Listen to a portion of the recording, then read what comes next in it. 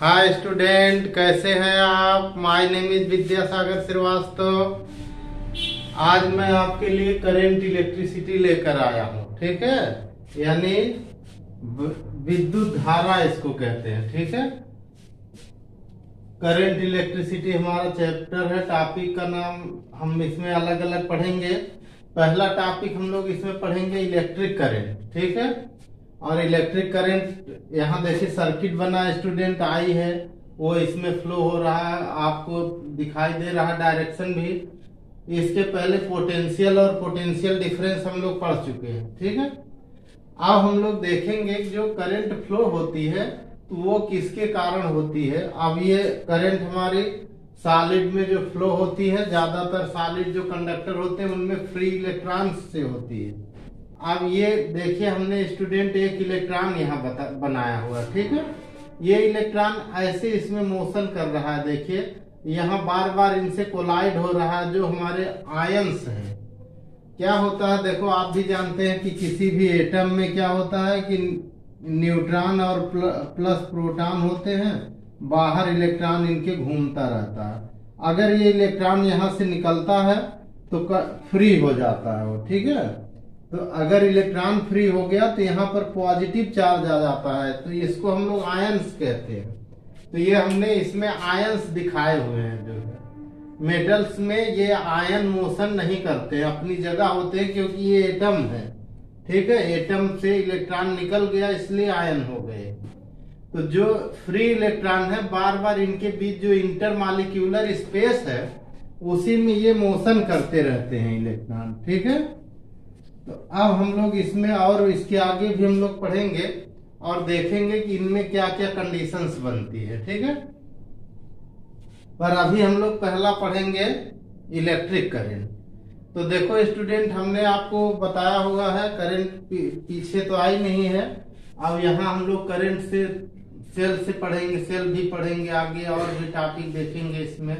तो करंट क्या होती है, rate of flow of charge. ये पीछे आप बहुत जगह पढ़ चुके होंगे हम लोग। करंट तो वही होती है, rate of flow of charge होती है किसी भी सर्किट में। ठीक है, लेकिन हम लोग इसको और टर्म में देखेंगे कि क्या इसमें कुछ और भी होता है। ये हमारा जो कंडक्टर हमने एक देखिए बनाया, इसका क्रॉस सेक्शन एरिया हमने इतना बनाया हुआ है। ठीक है, ये क्रॉस सेक्शन एरिया अभी हमारे काम आएगा। जो है अभी हम लोग यहाँ पहले इलेक्ट्रिक करंट देखते हैं। ठीक है, इलेक्ट्रिक करंट क्या होती है स्टूडेंट, हमने आपको क्या बताया, विद्युत आवेश के प्रवाह को विद्युत धारा कहते हैं। ठीक है, the rate of flow of charge is known as electric current. ठीक है, यानी इलेक्ट्रिक करंट को क्या कहते हैं, विद्युत धारा। तो इलेक्ट्रिक करंट क्या होती है, rate of flow of charge. ठीक है, और चार्ज हम लोग पहले चैप्टर से पढ़ते आए हैं। तो हम यानी विद्युत धारा को अगर हम इस रूप में देखें तो हम लोग लिख सकते हैं I is equal to q upon t लिख सकते हैं। ठीक है, क्यू क्या है, हमारा चार्ज है, और टी क्या है, टाइम है। ठीक है, आप इसी डिफाइन भी कर सकते हैं, the rate of flow of charge from a conductor is known as electric current. ठीक है, किसी चालक में आवेश के प्रवाह की दर को विद्युत धारा कहते हैं। ठीक है, अब विद्युत धारा के यानी इलेक्ट्रिक करंट के बारे में और हम लोग क्या जानते हैं, it is scalar physical quantity. ठीक है, it is scalar physical quantity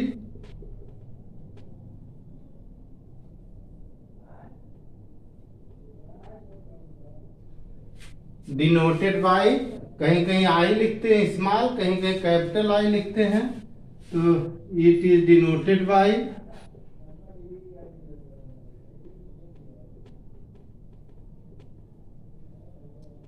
small I और capital I.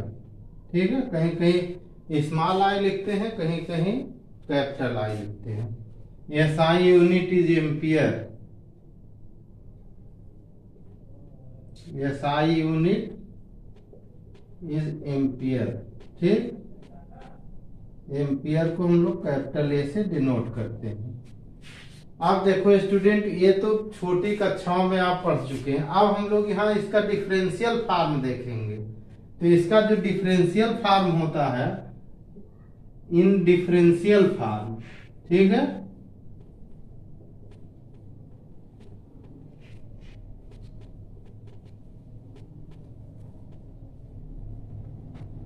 In differential form में इसको क्या लिखते हैं,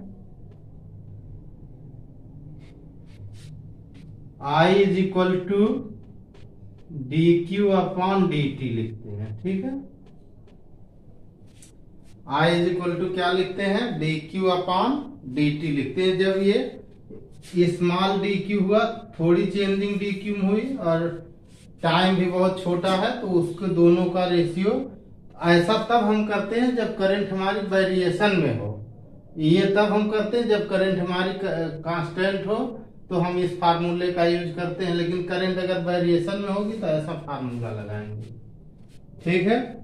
इसके अलावा देखो स्टूडेंट, हम लोग एक और काम कर सकते हैं कि हमारी जो यहां से हम चार्ज को ऐसे भी डिनोट कर सकते हैं। देखिए d q is equal to I d t लिख सकते हैं, ठीक है। यानी हम चार्ज को यहाँ एक ऐसे फॉर्म में भी लिख सकते हैं। अब देखो स्टूडेंट, हमने बताया कि इलेक्ट्रिक करंट पॉजिटिव टर्मिनल से ली जाती है, ड्रा की जाती है, इधर से निकाली जाती है, ठीक है। और इलेक्ट्रॉन निगेटिव टर्मिनल में होते हैं, तो निगेटिव टर्मिनल में होंगे तो इलेक्ट्रॉन इधर से ऐसे मोशन करेंगे, ऐसे। तो जब इलेक्ट्रॉन इस डायरेक्शन में ऐसे मोशन करते हैं, तो इसका मतलब ये हुआ कि इलेक्ट्रॉन जिस डायरेक्शन में चल रहे होंगे उसके अपोजिट इलेक्ट्रिक करंट होगी, ठीक है। तो यानी डायरेक्शन अगर हम दें इलेक्ट्रिक करंट की, किधर से तार में किधर करंट जा रही है, तो जिधर इलेक्ट्रॉन आ रहे होंगे उसके अपोजिट डायरेक्शन में, विपरीत दिशा में जा रही होगी। अब अगर इलेक्ट्रॉन के कारण इसमें करंट फ्लो हो रहा है, ठीक है, तो इलेक्ट्रॉन का नंबर सपोज कर लीजिए इसमें कि एन इलेक्ट्रॉन फ्लो हो रहा है, कैपिटल एन, तो इसमें चार्ज कितना हम लोग लिख सकते हैं, Q is equal to N e लिख सकते हैं, ठीक है। Q is equal to N e, ये हम लोग पहले ही चैप्टर में पढ़े थे, Q is equal to N e. तो यहां से Q is equal to N e हो गया। इससे करंट का फार्मूला अगर हम लोग पहले वाले बनाए तो I का फार्मूला Q अपॉन टी आपने लिखा था, फिर आप लिख देंगे एन ई बाई टी लिख देंगे, ठीक है। आप देखो स्टूडेंट, अगर किसी जगह हम लोग t 1 सेकेंड ले लें, यानी करंट के फ्लो होने का जो टाइम है वो 1 सेकेंड हम ले लें, तो if t is equal to 1 second, ठीक है। If t is equal to 1 second, अगर हम टाइम को 1 सेकेंड इसमें ले लें, तो हमारा I इज इक्वल टू क्या हो जाएगा, एन ई हो जाएगा, ठीक है। तो आप इससे भी करंट निकाल सकते हैं तब जब टाइम हमारा 1 सेकेंड होगा। अगर टाइम ज्यादा होगा तो इस फार्मूले का यूज करेंगे, लेकिन अगर 1 सेकेंड होगा तो इस फार्मूले से आप करंट कहीं भी निकाल सकते हैं। अब देखो स्टूडेंट, हम लोग देखेंगे फ्री इलेक्ट्रॉन मॉडल, ठीक है। Free electron model of electric current in a metallic conductor, धात्वीय चालक में विद्युत धारा का मुक्त इलेक्ट्रॉन मॉडल, ठीक है।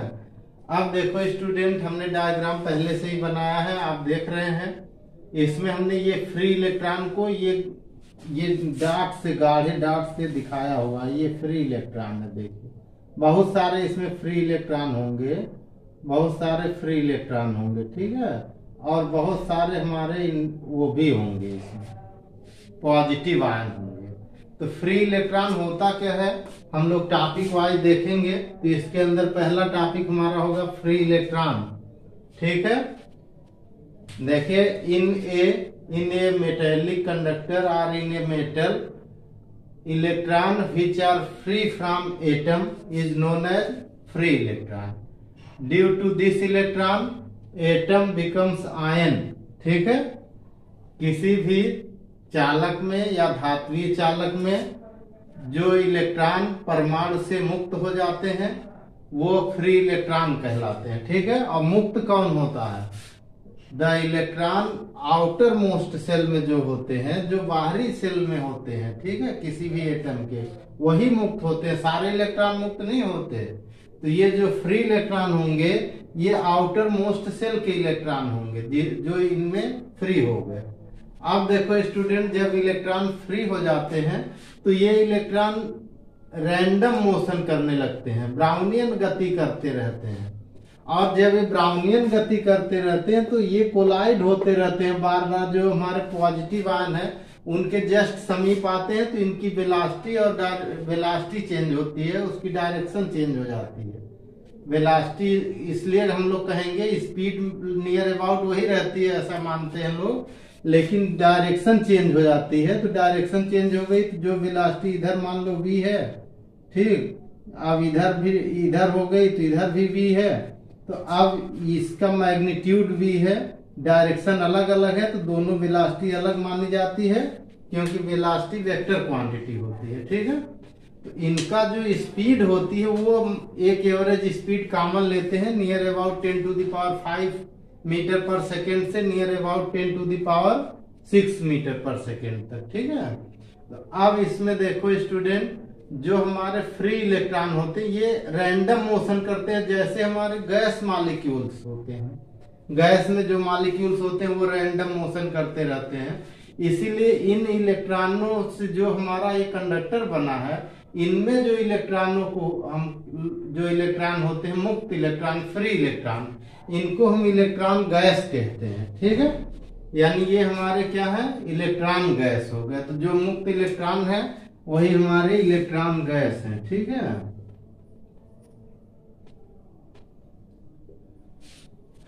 इलेक्ट्रॉन गैस कहते हैं, ठीक है। अब ये इलेक्ट्रॉन देखो स्टूडेंट, जब किसी पॉजिटिव आयन के बहुत पास आ जाते हैं, ठीक है, तो इनकी वेलोसिटी चेंज हो जाती है।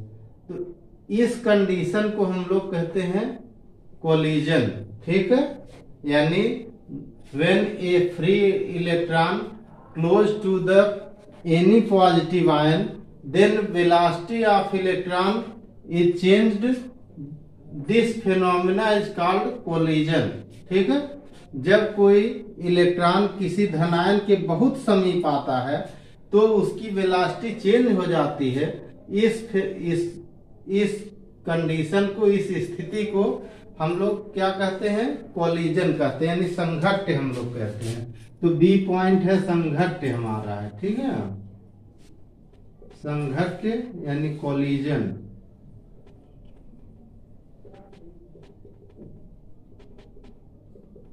ठीक है। जब कोई इलेक्ट्रॉन किसी धनायन के बहुत पास आ जाता है, क्लोज हो जाता है, उसके बिल्कुल क्लोज हो जाता है, तो इस कंडीशन को हम लोग कहते हैं कोलिजन, ठीक है।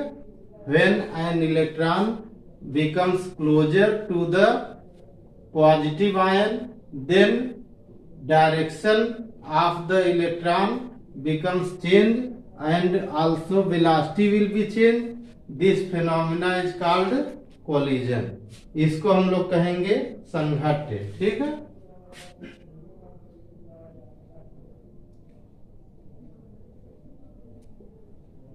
देखो स्टूडेंट, इसमें काइनेटिक एनर्जी भी कंजर्व है क्योंकि वेलोसिटी एवरेज हमने मानी हुई है इलेक्ट्रॉन की। तो एक तरह से यह इलास्टिक कोलिजन होता है, ठीक है। कैसा कोलिजन होता है, इलास्टिक, ठीक है।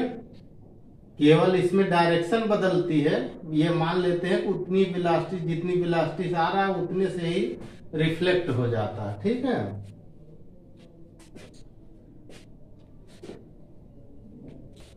अब देखो स्टूडेंट, हम लोग देखेंगे सी पॉइंट में mean free path, mean free path.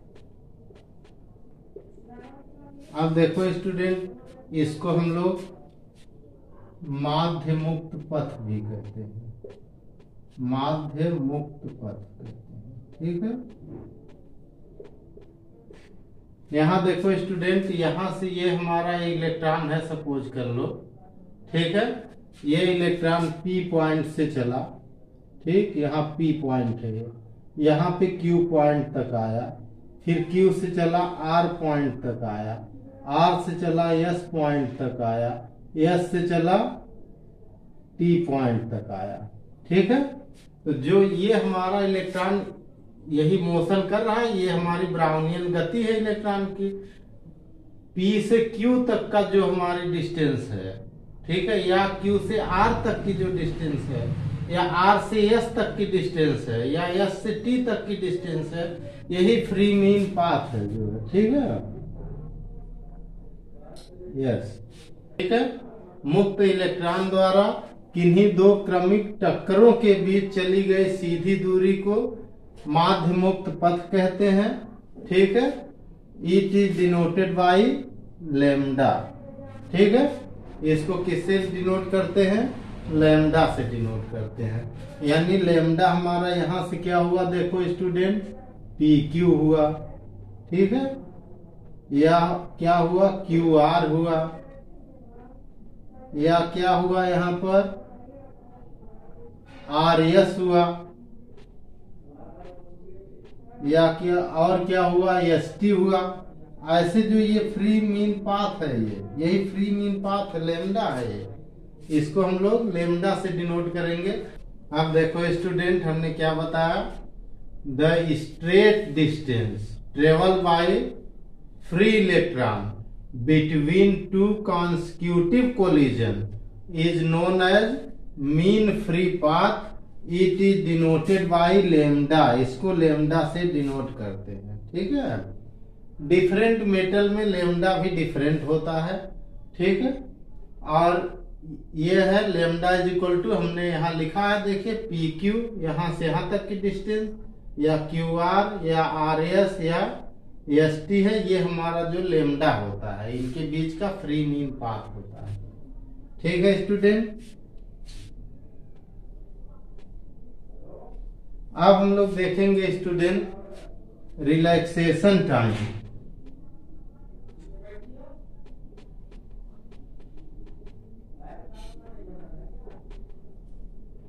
इसको कहते हैं time of interval, time of interval भी कहते हैं। यानी हिंदी में इसको कहते हैं श्रांति काल।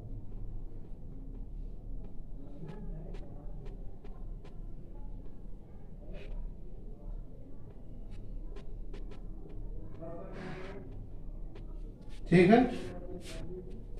अब देखो स्टूडेंट, ध्यान से देखो, time taken by free electron in the motion between two consecutive collision.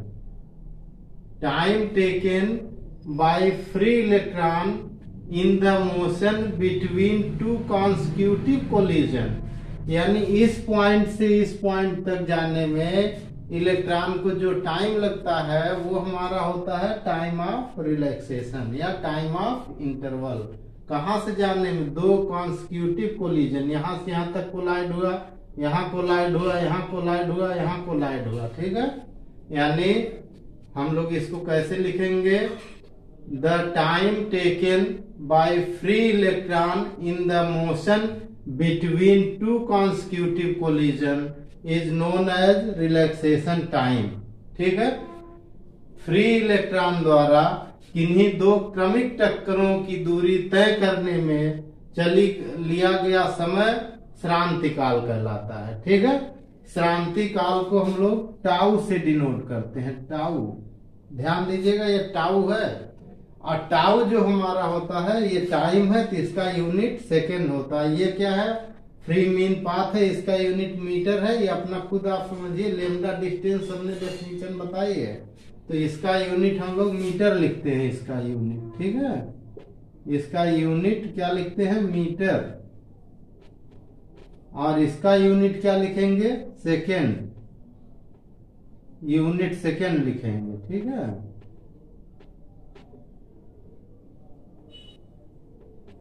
Unit हमारा होगा सेकेंड, ठीक है। ये टाइम है तो टाइम का यूनिट सेकेंड होता है, ठीक है।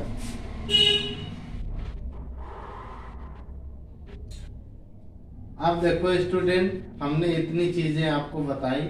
हमने बताया कि इलेक्ट्रॉन, फ्री इलेक्ट्रॉन क्या होते हैं, तो जो इलेक्ट्रॉन किसी भी एटम से सेपरेट हो जाते हैं, अलग हो जाते हैं, उनको हम लोग फ्री इलेक्ट्रॉन कहते हैं। ठीक है, फिर हमने बताया कोलिजन, तो जब इलेक्ट्रॉन फ्री होते हैं तो ये रैंडम मोशन करते हैं, जैसे गैस मॉलिक्यूल्स गैस में मोशन करते हैं तो वैसे इलेक्ट्रॉन भी मोशन करते हैं। तो मोशन करते करते इलेक्ट्रॉन जो है कोलाइड होते रहते हैं जो हमारे पॉजिटिव आयन है। तो जब इलेक्ट्रॉन किसी पॉजिटिव आयन के बिल्कुल क्लोज हो जाता है तो इस कंडीशन को कोलिजन कहते हैं। इसमें इलेक्ट्रॉन की वेलोसिटी चेंज होती है और उसका मोमेंटम चेंज होता है, लेकिन नेट मोमेंटम और नेट वेलोसिटी तो चेंज हो जाती है, लेकिन आफ्टर द कोलिजन जितना मोमेंटम होता है उतना ही कोलिजन के बाद होता है।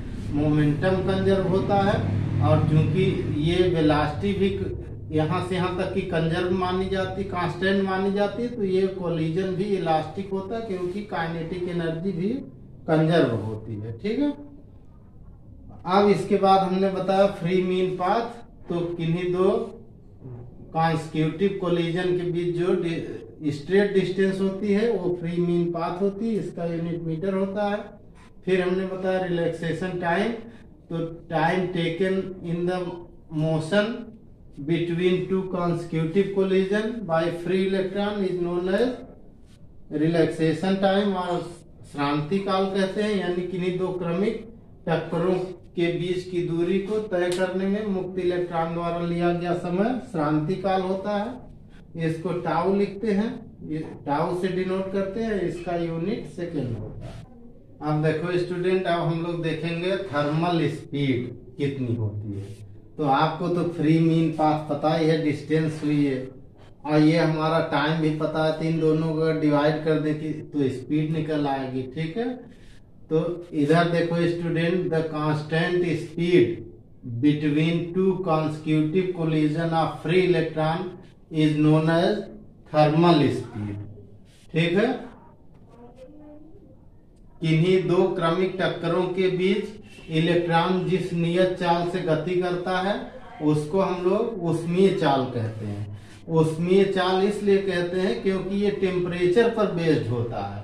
टेम्परेचर इंक्रीज होने पर फ्री इलेक्ट्रॉनों की स्पीड बढ़ जाती है, थर्मल स्पीड। ठीक है, तो इसीलिए इसको थर्मल स्पीड कहते हैं क्योंकि ये स्पीड टेम्परेचर पर डिपेंड होती है।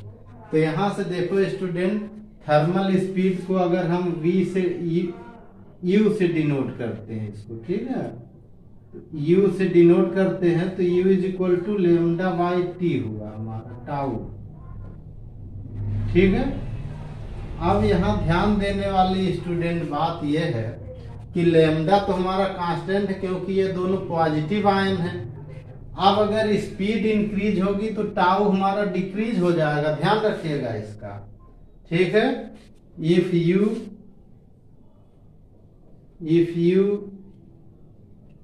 Is increased then tau is decreased.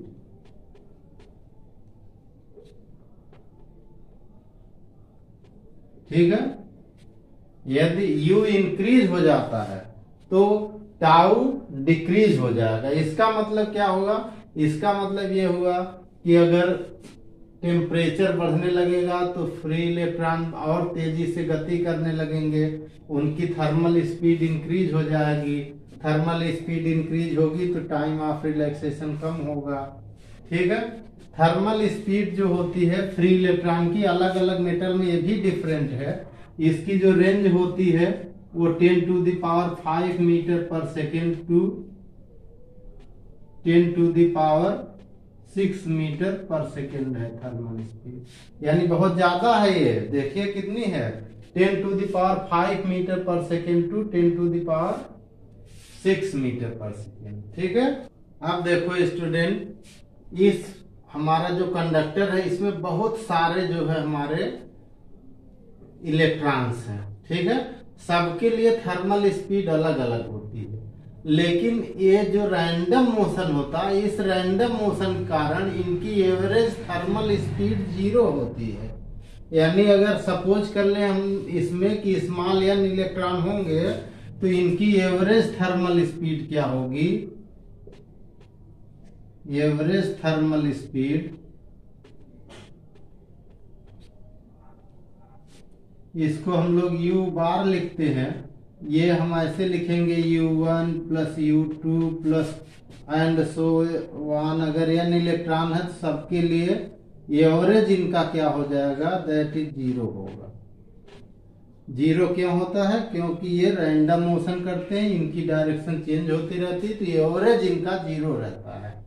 इसीलिए इलेक्ट्रॉन कंडक्टर के बाहर नहीं निकलते हैं। अगर 0 नहीं होगा तो बाहर निकल जाएंगे, ठीक है। तो किसी भी कंडक्टर में जो फ्री इलेक्ट्रॉन होते हैं वो उसी में घूमते रहते हैं। ये नहीं कि जैसे आप कोई भी लोहा छू दे तो आपको करंट लगे, ऐसा नहीं होगा। जो है जब इलेक्ट्रॉन इससे बाहर निकल के मोशन करेंगे तभी करंट लगती है।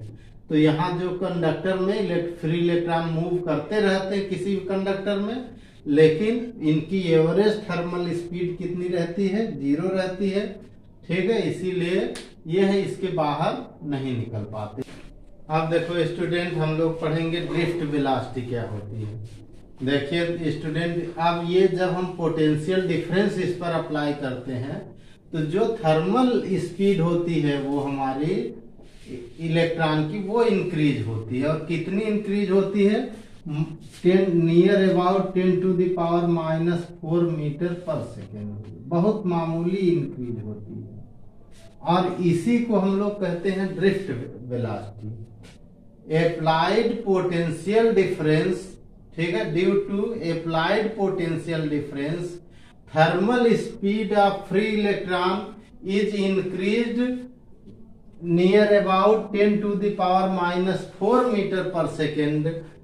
दिस इंक्रीज्ड वेलोसिटी, यानी जो 10 to the power -4 metre per second है, this increased velocity is known as drift velocity, ठीक है। किसी चालक पर लगाया गया विभवांतर चालक के मुक्त इलेक्ट्रॉनों के ऊष्मीय वेग में लगभग 10 की पावर -4 मीटर पर सेकेंड की वृद्धि कर देता है। इस वेग वृद्धि को हम लोग ड्रिफ्ट वेलोसिटी कहते हैं, अपवाह वेग या अनुगमन वेग कहते हैं, ठीक है। और इसको हम लोग डिनोट करते हैं Vd से। किससे डिनोट करते हैं, Vd से। अब देखो स्टूडेंट, ये जो होगी Vd किधर, किस डायरेक्शन में होगी, देखिए इलेक्ट्रॉन जो है इस तरफ का मोशन करेंगे,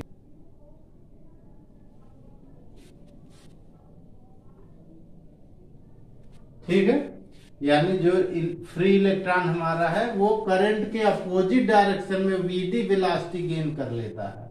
यानी इसकी इतनी वेलोसिटी इस पर अध्यारोपित होती है, वो विभवांतर के कारण होती है, ठीक। ये जो विभवांतर लगता है वो इसके थर्मल स्पीड में, जो हमारी थर्मल स्पीड थी 10 to the power 5 metre 10 to the power 6 metre per second near about, उसमें जो है 10 to the power -4 metre per second की स्मॉल वृद्धि कर देता है, ठीक है। बहुत स्मॉल वृद्धि, बहुत छोटी वृद्धि है। इसको हम लोग कहते हैं ड्रिफ्ट वेलोसिटी, ठीक है। तो जो हमारा ड्रिफ्ट वेलोसिटी होगी वो near about 10 to the power -4 metre per second होगी।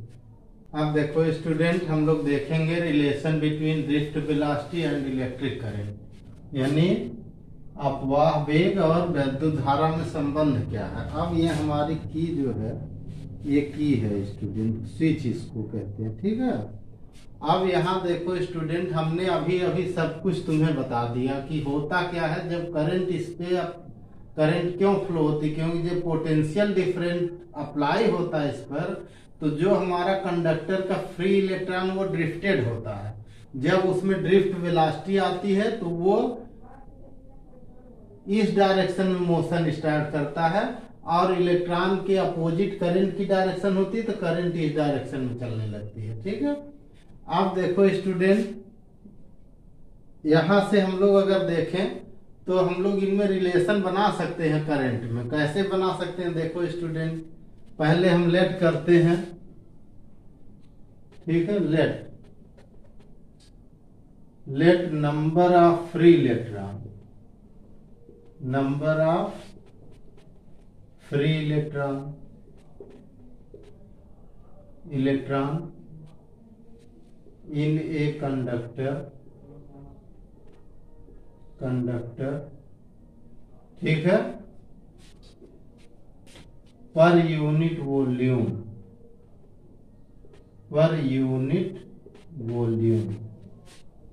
यानी जो कंडक्टर का वॉल्यूम होगा उसके पर यूनिट वॉल्यूम में free number of free electron in conductor is equal to small n होगा।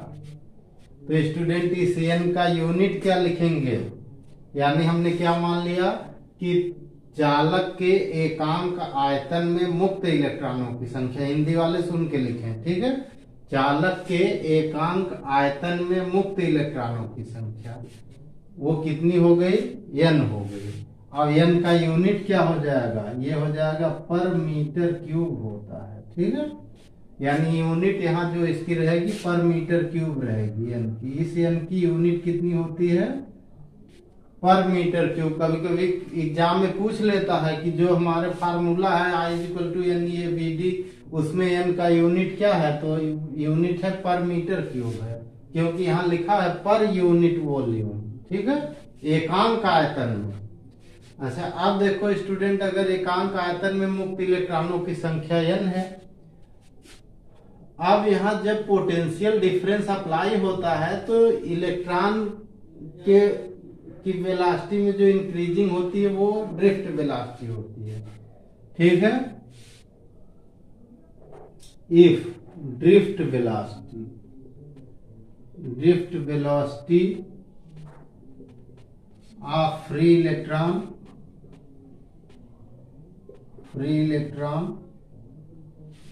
Is Vd,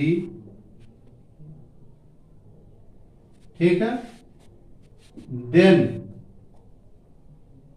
volume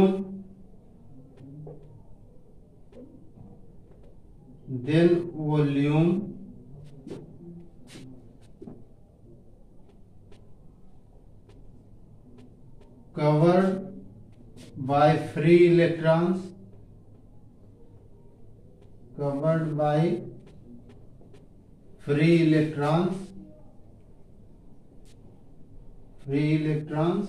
in 1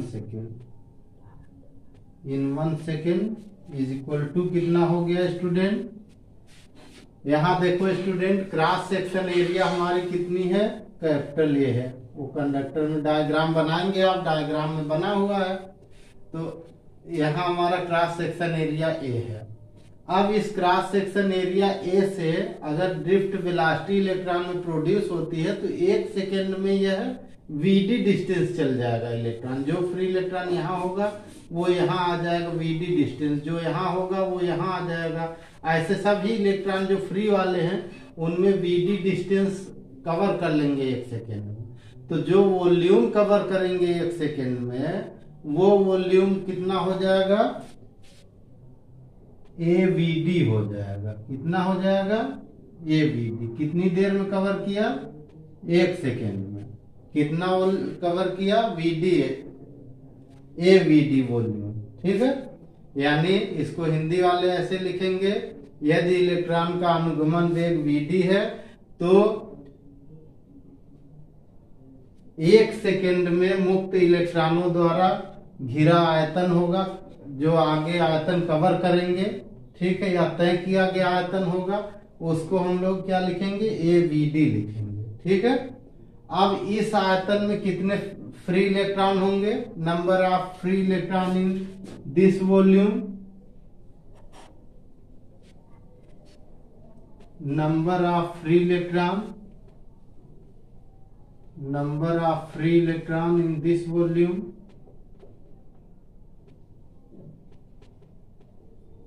electron in this volume,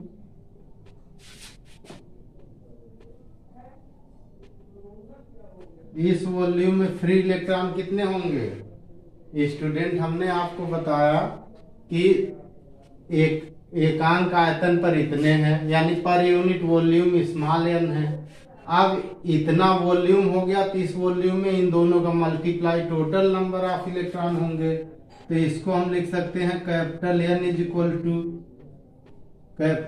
equal to क्या हो गया, एन ए वी डी हो गया, एन ए वी डी हो गया।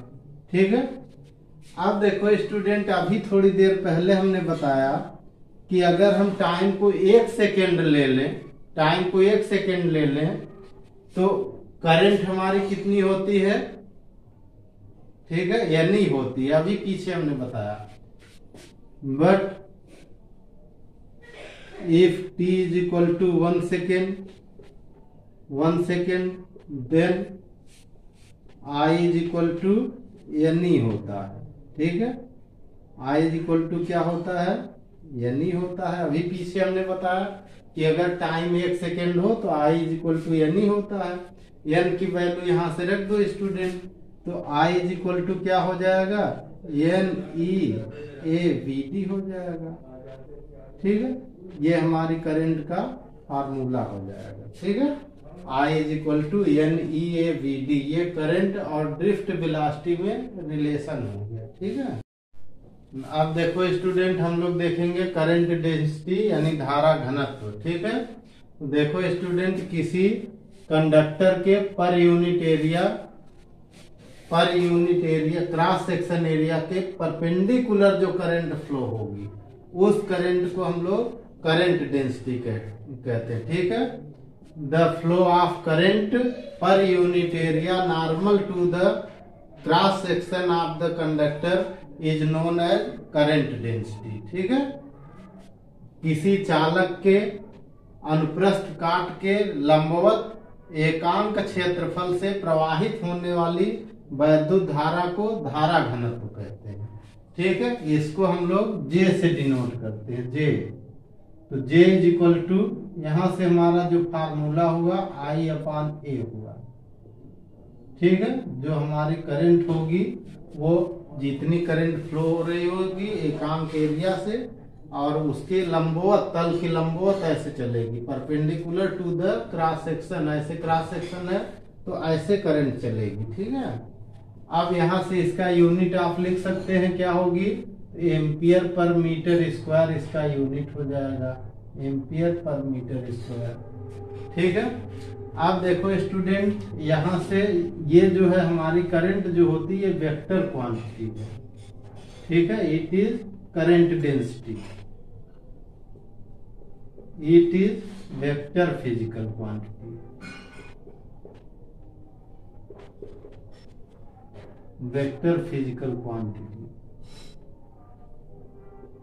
यानी यह धारा घनत्व एक सदिश राशि है। ठीक है, धारा घनत्व क्या है? सदिश राशि, सदिश राशि है, और इसका मात्रक तो ऊपर लिख ही दिया एम्पियर पर मीटर स्क्वायर। इससे डायमेंशन इसकी लिख सकते हैं,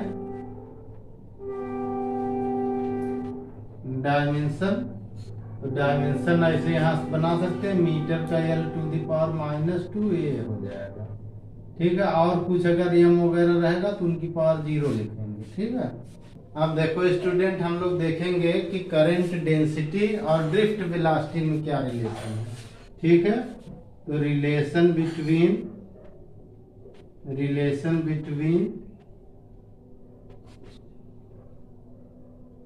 करंट डेंसिटी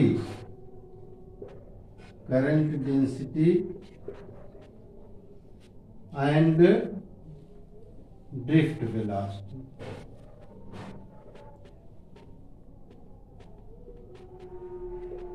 ठीक है, यानी हिंदी वाले इसको आराम से लिख सकते हैं, अपवाह वेग और विद्युत धारा में संबंध बताया जा रहा है, अपवाह वेग और विद्युत धारा में संबंध। ठीक है, अब देखो स्टूडेंट, यहाँ पे अभी हमने आपको बताया, we know that current in a conductor, हम जानते हैं कि करंट इन ए कंडक्टर कितनी होती है? I is equal to N E A V D. अभी हमने प्रूव कराया था आपको, करंट इन ए कंडक्टर क्या होती है? I is equal to N E A V D होती है। ठीक है, ये हम लोग निकाल रहे हैं करंट डेंसिटी। तो current density J is equal to क्या होता है? J is equal to I upon A होता है। अगर हम I की ये वाली वैल्यू यहाँ रख दें तो क्या आ जाएगा? देखो student, N E A V D आ जाएगा, अपान ए आ जाएगा, ए से ए कैंसिल हो जाएगा, जे का जो फार्मूला बना है क्या हुआ, NEVD हुआ। ठीक है। अब अगर इसको वेक्टर फॉर्म में लिखना चाहें स्टूडेंट तो ऐसे वेक्टर फॉर्म लिख सकते हैं, इन वेक्टर फॉर्म ऐसे लिख सकते हैं। देखो वेक्टर फॉर्म में vector J is equal to NEVD, VD के ऊपर वेक्टर लगा देंगे। ड्रिफ्ट वेलोसिटी है, वो तो आप हेडिंग डाले ही थे। तो ये हमारा दोनों के बीच रिलेशन हो जाएगी। ये बहुत इजी है स्टूडेंट, एक बार आप पढ़ोगे समझ जाओगे। जो है vector J is equal to NEVD